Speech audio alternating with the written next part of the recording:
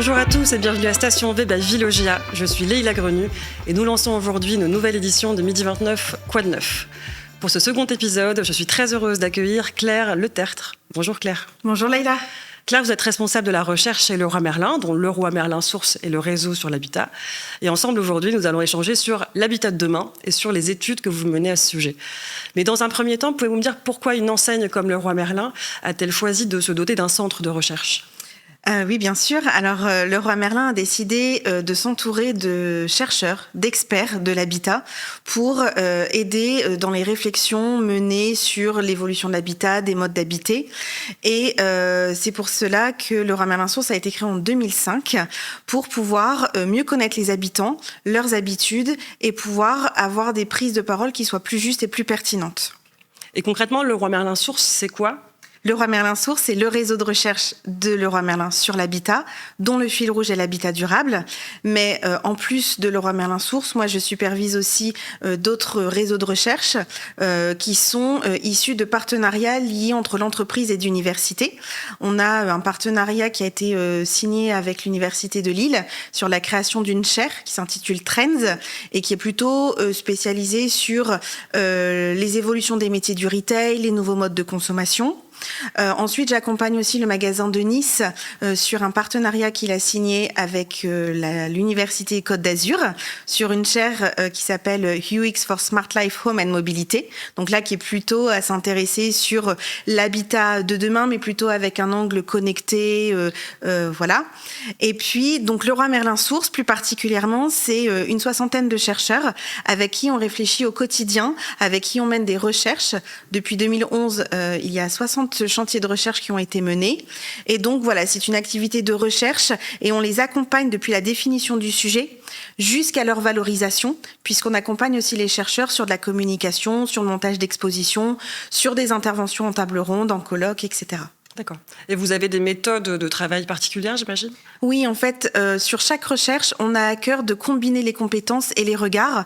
Donc, on a une approche pluridisciplinaire, ce qui fait que sur une recherche, on va pouvoir avoir un sociologue qui va travailler avec un designer, un sociologue avec une ingénieure, ou encore un géographe, une photographe et une ethnologue, pour avoir des contenus de recherche qui soient originaux et très riches. Et d'ailleurs, en termes de contenu originaux et très riche, vous avez amené cette publication ? Oui. Donc en fait, on a publié fin d'année dernière un ouvrage qui s'intitule « Apprendre à habiter » et qui restitue les recherches qui ont été menées par les chercheurs du réseau entre 2020 et 2023. Voilà. Donc ce livre est disponible sur leroymerlinsource.fr puisque toutes nos recherches sont disponibles en open source, donc accessibles à tous, et vous pourrez avoir donc les contenus de cet ouvrage sur le site. Donc on le voit très bien dans votre publication. On sait qu'à la suite de la crise du Covid, de nouvelles pratiques ont émergé, qu'il y a eu de profonds changements dans la manière d'habiter chez soi. Que retiendront principalement de ces évolutions ? Alors en fait, le Covid a vraiment été un accélérateur de tendances, de signaux faibles qui étaient déjà présents, mais peu visibles. Un des sujets les plus emblématiques, c'est le télétravail. Donc en fait, avant le Covid, il y avait déjà des expérimentations sur des espaces de travail qui ressemblaient à la maison voilà, qui accueille le télétravail. Donc ça a vraiment été exacerbé. Et les chercheurs qui ont mené une recherche sur le sujet, c'est Jawida Seili, Tanguy Mousserion et Patrick Rosenblatt. Ils se sont associés à une designeuse donc qui est Sandra Villet sur la deuxième partie, et ils ont mis en avant le concept de trabitat, donc qui est une contraction entre travail et habitat, qui montre qu'en fait les frontières ne sont plus si visibles que ça entre l'habitat et le travail. On trouve des espaces et des traces du travail dans le logement un peu partout, parce que finalement peu de personnes ont quand même une pièce dédiée au travail. Et donc il n'y a plus non plus ce sas qui était constitué par la mobilité, par le fait d'aller au travail ou d'en revenir, qui permettait aux habitants de se projeter dans le travail à l'aller et de décompresser pour passer à un autre moment dans l'habitat. Et donc, les habitants qui ont été interrogés mettent en avant que c'est un vrai manque et qu'ils ont beaucoup de mal aussi à cantonner le travail dans leur habitat, que ce soit en termes d'espace mais aussi de temps, et surtout pour les femmes en fait, qui devaient combiner le travail, la vie de famille, la vie domestique, etc. Donc ce qu'il en sort aujourd'hui, c'est que oui, le télétravail s'installe et s'est installé dans la vie professionnelle, en tout cas pour une certaine catégorie de la population, tout le monde ne peut pas en bénéficier. Donc pour certains, c'est un vrai moment et un espace de liberté pour mieux gérer aussi son temps, et pour d'autres, ça va être un peu plus compliqué. Donc tout l'enjeu, c'est de pouvoir trouver l'équilibre qui convient à l'habitant, aux salariés, mais aussi à l'entreprise, pour pouvoir combiner un petit peu des deux. Et on sait d'ailleurs, par rapport au télétravail, par rapport à beaucoup d'autres choses, mais pendant le Covid, les habitants ont investi aussi, ont consommé par rapport à leur intérieur, on en pris soin, ont créé, ont rénové. On en est où aujourd'hui de ces tendances-là ? Alors c'est vrai que pendant la crise du Covid et juste après, enfin vraiment 2020-2021, les gens étaient chez eux tout le temps.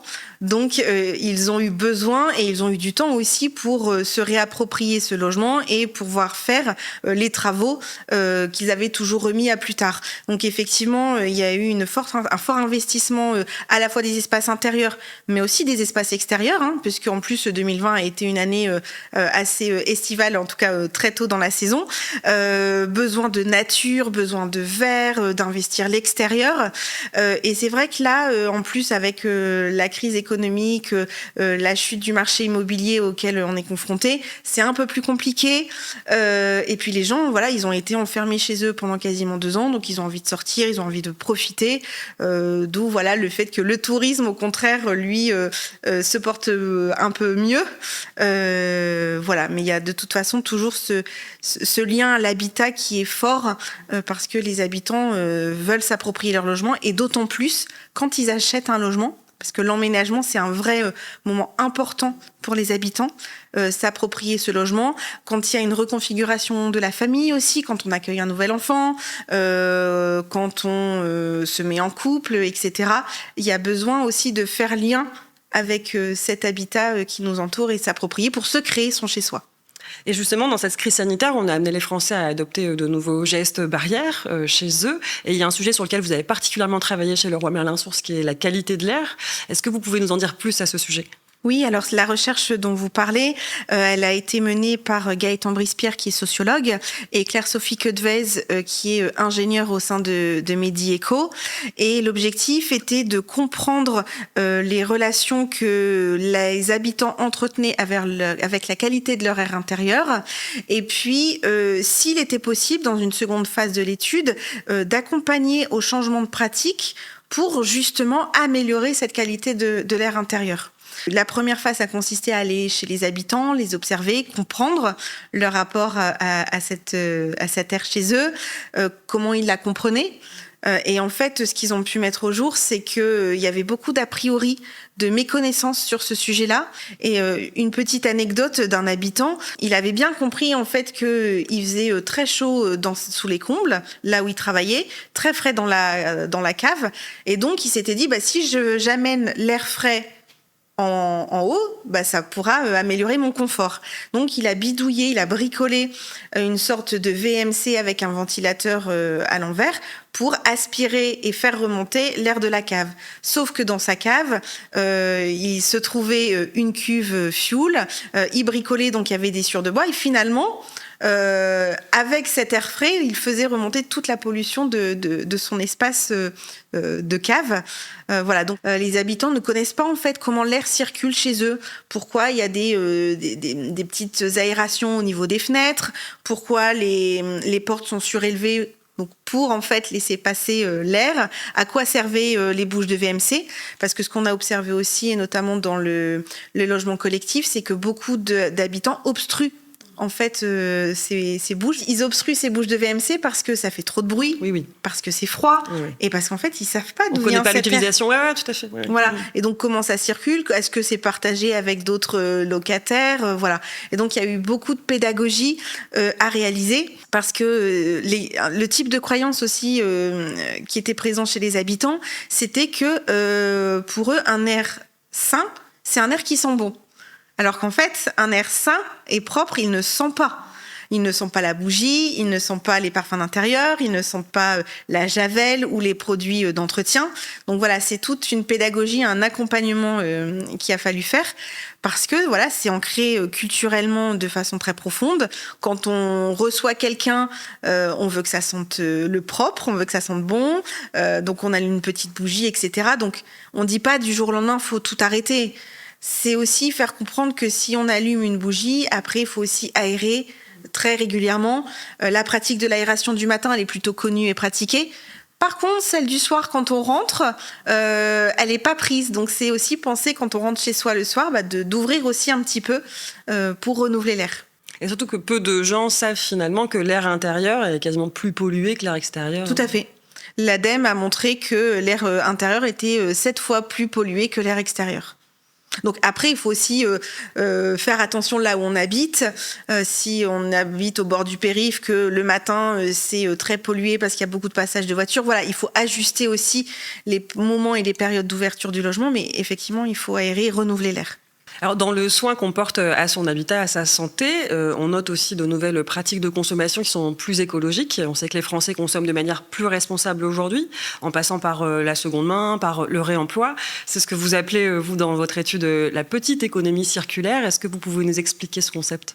Oui, donc en fait déjà il faut savoir que l'économie circulaire, c'est un thème qui est très peu appréhendé par les Français et qui est très fortement associé à la pratique du tri des déchets.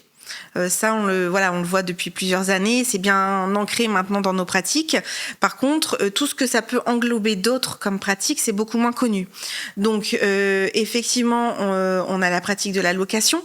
Nous aussi qu'on essaye de développer dans nos magasins de plus en plus. Mais il faut savoir que les habitants ne louent pas tout. Parce qu'il y a quand même un fort sentiment d'appropriation et d'importance accordée à la propriété. Parce que je peux en avoir besoin à n'importe quel moment. Donc c'est aussi la liberté de pouvoir en disposer quand on veut. C'est aussi d'être sûr qu'on va bien en prendre soin, etc. Mais voilà, aujourd'hui, de plus en plus, quand on voit que par exemple une perceuse n'est utilisée que 19 minutes dans une vie, on peut vraiment se poser la question de l'intérêt de l'avoir chez soi, qu'elle dorme, alors qu'au contraire, elle pourrait être mutualisée avec des voisins, avec d'autres habitants. Et puis le fait de pouvoir passer par une enseigne, c'est aussi le gage que ce sera remis en état, de la sécurisation, de la confiance, de la conformité, etc. Donc ça peut être intéressant de plutôt se détacher de la propriété sur ce type d'objet pour aller vers plutôt de l'utilisation et de l'usage. Et vous parlez d'une théorie des 4 R, alors qui nous intéresse particulièrement parce qu'on a fait pas mal de Repair Café ici. Est-ce que vous pouvez nous expliquer un peu la théorie des 4 R ? Oui, alors la théorie des 4 R, c'est recycler, réutiliser, réemployer, réparer. Et derrière, on peut mettre toutes sortes de pratiques. La réutilisation, c'est aussi la location. Dans le réemploi, ça peut être aussi l'achat de produits d'occasion, de seconde main, qui se développe aussi avec les plateformes qu'on voit se développer un peu partout. Et puis évidemment la réparation qui est très valorisante pour les habitants parce que ça procure un sentiment de satisfaction et de plaisir qui est supérieur à l'achat du neuf. Voilà. Le faire soi-même. Oui, ouais. Tout à fait. Parallèlement, vous expliquez que consommer responsable, ça peut être paradoxal parce qu'en fait les plateformes numériques elles nous poussent aujourd'hui à consommer plus et plus vite. Comment on peut retrouver l'équilibre ? Alors effectivement, de consommer des produits d'occasion, ça aurait moins d'impact que de consommer des produits neufs. Sauf que, et les chercheurs notamment de la Share Trends l'ont montré, c'est que souvent ces achats de produits d'occasion sont associés dans 50% des cas à une surconsommation qui est liée à de l'accumulation d'objets et puis au fait que on va acquérir beaucoup d'objets parce que c'est moins cher et puis qu'on va peut-être avoir une meilleure capacité de revendre des produits derrière. Donc finalement, si on consomme des produits d'occasion encore plus que des produits neufs, ça peut avoir un effet contre-intuitif. Donc il faut vraiment pouvoir bien équilibrer les choses et pouvoir être raisonnable et responsable dans nos modes de consommation. Et est-ce que ces nouvelles pratiques de consommation ont eu un impact concret sur l'habitat sur l'espace? Alors, on le mesure pas, mais c'est sûr que ça a un impact évident, notamment sur l'espace, parce que le logement devient une sorte de hub domestique. Les produits rentrent, sortent, restent plus ou moins longtemps, sont entreposés à des endroits, parfois vont ressortir tout de suite. Les cartons, on le voit beaucoup, on se fait livrer chez soi, on garde les cartons parce qu'ils vont nous être utiles si on revend des produits. Donc, c'est de l'emballage facilement réutilisable, et donc les habitants vont avoir besoin d'espace, de coins pour entreposer ces cartons, entreposer ces produits qui sont en attente d'être vendus une fois qu'ils sont publiés sur les plateformes. Et puis voilà, il va falloir faire tourner tout ça pour que ce soit plus évident et pratique au quotidien. Et peut-être que d'ailleurs dans les habitats collectifs, on pourrait imaginer des pièces collectives qui permettrait aux gens d'entreposer, de stocker et d'être adaptés finalement à ces pratiques-là. Ah, tout à fait, dans le collectif, d'avoir des espaces mutualisés pour différents types d'usages, que ce soit de l'entrepôt de produits, une pièce en plus pour travailler ou accueillir une personne âgée ou un enfant qui revient, que ce soit accueillir un ami temporairement ou pas, c'est tout bénéfice pour la qualité d'habiter. Donc paradoxalement, on sait que le nombre d'objets dans la maison ne cesse d'augmenter, des objets qui sont numériques, connectés, avec des fonctions de plus en plus intelligentes qui sont introduites grâce aux nouvelles technologies. À travers cette étude, que retenez-vous du lien qu'ont les habitants à ces objets aujourd'hui? Oui, alors je fais lien aussi avec une étude de l'ADEME qui montrait que, en moyenne, chaque foyer possédait à peu près 88 équipements techniques. Et donc nous, on a réalisé une recherche sur la façon et sur le lien qu'entretiennent les habitants avec leurs objets. Donc c'est une recherche qui avait été menée par Émile Loge, Benjamin Pradel et Julie Guéral. Et donc ils ont mis en avant 4 typologies d'habitants. On a l'habitant asservi, qui lui ne possède pas du tout d'objets techniques et qui donc doit tout faire lui-même. On a l'habitant libéré, qui lui possède beaucoup d'objets et qu'il va déléguer un certain nombre de tâches, voire toutes les tâches, à ces objets, et donc ne plus avoir la main sur ceux-ci. On a ensuite l'habitant émancipé. Donc lui, il possède des objets, mais par contre, il va s'attacher à faire attention à ces objets, à en comprendre le fonctionnement, à vouloir le démonter, le réparer, l'utiliser vraiment en fonction de ses besoins. Et puis on a l'habitant frugal qui lui va avoir un peu de réticence à utiliser ces objets, parfois les mettre dans un placard et les oublier. Et là, les chercheurs ont mis en évidence le terme de féralisation qu'ils ont emprunté aux sciences animales, qui est le fait d'abandonner donc un objet, le laisser un petit peu dormir et vivre sa vie, le laisser reprendre son côté sauvage. Et donc voilà, c'est ces 4 typologies d'habitants qu'ils ont mis en avant. Et avec l'approche design qui était comprise dans cette recherche, Julie Guéral a notamment mis en place des petits modes d'emploi en fait d'objets pour accompagner soit à moins les utiliser, ou en tout cas à reprendre la main, à avoir plus de conscience. Et je donne juste un exemple, elle a réalisé un petit format audio type méditation pour faire la vaisselle soi-même. En pleine conscience. Voilà, en pleine conscience, et ne pas systématiquement tout mettre dans le lave-vaisselle et puis ne plus... Voilà, donc c'est reprendre conscience et reprendre le sens aussi sur ce qu'on fait. Alors justement, sur ces objets connectés, entre la promesse d'un distributeur sur son utilisation et la réalité à la maison, ça se passe comment? Alors, on a de tous les profils. Il y en a qui vont être à fond et qui vont les utiliser, puis il y en a d'autres qui vont être plus sceptiques.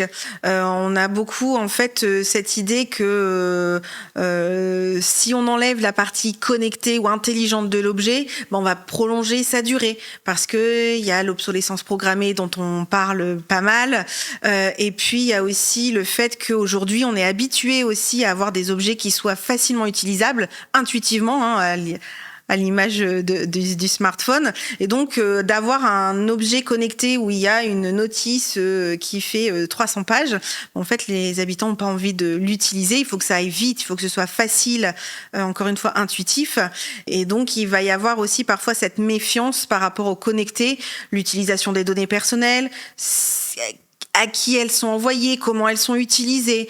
Donc il y a de la méfiance et d'autres, au contraire, ils vont dire peu importe, moi ce qui m'intéresse c'est que ça fonctionne bien, que ça me facilite la vie, etc. Ça me fasse gagner du temps, notamment.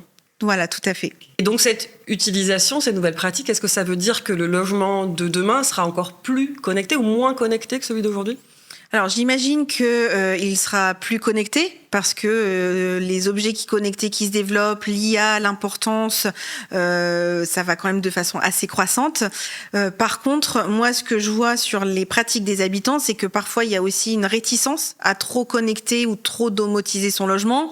Et puis si on se dit, ce qu'il faut pas oublier non plus, c'est toute la quantité d'énergie que requiert en fait l'utilisation de ces objets, la tension sur l'approvisionnement énergétique demain, si c'est plus difficile, il peut y avoir aussi de plus en plus de pannes de courant, de pannes d'électricité. Et donc, si on a un habitat qui est complètement connecté, demain, comment on fait pour pouvoir continuer de s'alimenter, d'ouvrir les volets, etc.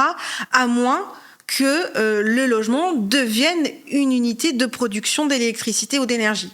Et ça, c'est ce qu'on peut de plus en plus voir avec l'installation de panneaux photovoltaïques, parfois de petites éoliennes qui émergent à droite à gauche, même avec la constitution aussi, ce qu'on peut voir dans certains territoires, de communautés d'énergie, où l'habitant qui possède en fait des panneaux photovoltaïques peut se mettre à revendre en fait la production de trop plein d'énergie à ses voisins ou à la collectivité. D'accord. Alors Claire, en résumé, c'est quoi pour vous l'habitat de demain ? Alors l'habitat de demain, en tout cas, on va dire à échéance même 2050, je vais peut-être vous décevoir, mais en fait, il est déjà là. On fait avec les bâtiments qui existent, avec la ville du déjà là. Les bâtiments qui seront en 2050, ils existent déjà, comme les bâtiments qui sont aujourd'hui existaient déjà il y a même 100 ans. Donc il va falloir faire avec l'habitat, en tout cas ce qui existe déjà, notamment par rapport au réchauffement climatique, au changement auquel on est confronté. On le voit, on a beaucoup accentué aujourd'hui sur la thématique de la rénovation énergétique pour s'adapter au confort d'hiver. Et puis aussi parce que les habitats ont une empreinte carbone trop élevée. Donc oui, il faut la réduire. Donc c'est en faisant beaucoup de travaux sur les enveloppes, sur l'habitat déjà existant. Donc il y a le confort d'hiver. Mais ce qui arrive aussi, et ce qu'il ne faut pas oublier, c'est le confort d'été. Parce qu'on le voit, notamment dans les villes, il fait de plus en plus chaud. On a des canicules de plus en plus fréquentes, qui vont être aussi de plus en plus longues. Et ça, c'est un enjeu qui est important, qui peut être notamment pour des populations beaucoup plus fragiles, plus mortelles que le froid l'hiver. Donc il faut vraiment, oui, améliorer l'habitat pour améliorer son confort d'hiver, pour améliorer l'enveloppe, pour que ce soit un habitat qui soit beaucoup plus confortable l'hiver, mais aussi l'été. Et quels vont être les grands enjeux pour un groupe comme Leroy Merlin, mais aussi comme pour nous, Villogia, et puis même de manière individuelle? Quels sont les grands enjeux de l'habitat? Alors, de toute façon, c'est sur la rénovation de cet habitat. Nous, c'est un grand enjeu pour Leroy Merlin, mais j'imagine que sur votre bâti, la rénovation... On a commencé avec Energy Sprong et ce genre de projet-là, effectivement, qui amène des rénovations thermiques. Voilà, donc c'est comment on rénove, mais de façon responsable et qui a un impact environnemental moindre, parce que il faut aussi qu'on protège notre planète et qu'on en soit bien conscient. Un autre sujet, ça va être aussi le vieillissement de la population. Ça, on le voit avec l'évolution démographique. Il y aura de plus en plus de personnes âgées. Et donc, c'est comment on adapte le logement pour cette population-là, qui veut rester vivre le plus longtemps possible chez elle, et pas forcément aller dans des EHPAD ou dans des logements collectifs. Donc c'est aussi comment on appréhende cette évolution démographique, et donc l'impact que ça va avoir sur le logement, parce qu'aujourd'hui, très clairement, les logements sont pas adaptés.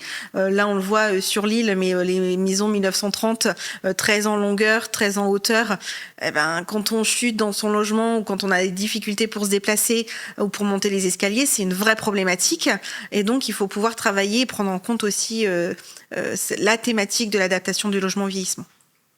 Objectif, s'adapter et adapter le logement. C'est une combinaison assez fine, et c'est pour ça aussi qu'on a intitulé notre ouvrage Apprendre à habiter.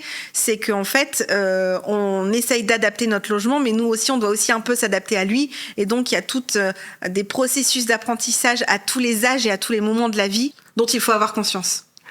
Alors tous ces sujets-là, vous pourrez les retrouver dans cette publication que j'invite toutes les personnes qui nous regardent à consulter sur le site de Leroy Merlin Sources. Tellement de matière à discussion qu'on aurait pu faire un deuxième épisode d'ailleurs avec vous. Merci beaucoup Claire de nous avoir partagé ces études très intéressantes de Leroy Merlin Sources et toutes ces perspectives aussi sur l'habitat de demain. Avec plaisir. Merci à tous d'avoir été présents pour ce deuxième épisode de Midi 29 Quoi de neuf à Station V by Vilogia. N'hésitez pas à nous partager vos commentaires, vos réflexions sous la vidéo. Et pour ma part, je vous donne rendez-vous très bientôt pour un nouvel épisode. À la prochaine!